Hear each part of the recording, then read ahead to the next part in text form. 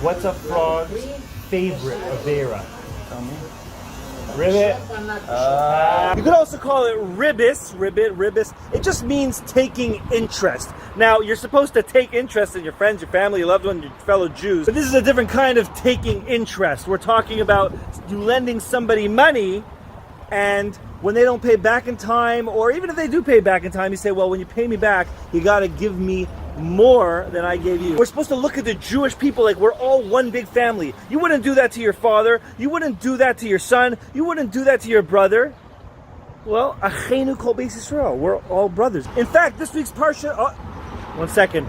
I got to get rid of this and this. There, much better. In fact, this week's Parsha says other things that you think wouldn't really tie in. It just happens to do with money matters and people and all that stuff, but it really does think about it when it talks about Shemitah.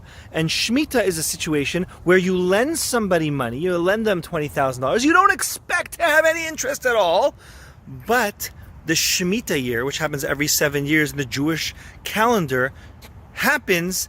And it's the Shemitah year, and now the guy that you lent to now officially, the rule is, doesn't have to pay you back.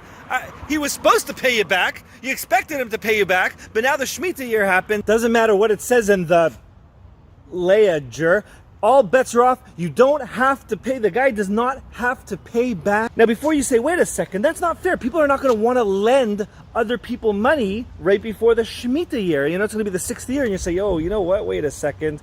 Shemitah's coming up, and the guy just asked me for $20,000. I know that if I give it to him, I'm not getting that back. So why, you ask, would God devise such a system where now people are not going to want to lend other people money? Just think about it for a second and realize what the actual purpose of Shemitah year is, because the Parsha also talks about giving gifts to the poor, giving tzedakah, and giving charity to people. But you know what? Sometimes people are too proud to accept charity. Sometimes people will say, I don't want to take it. But really, you got to give this guy money or else he's not going to survive. What do?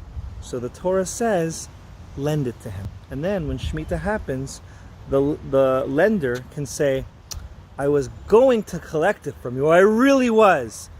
But what can I do? Shemitah happened and now I'm not going to collect it from you. That's the mentality we have to think.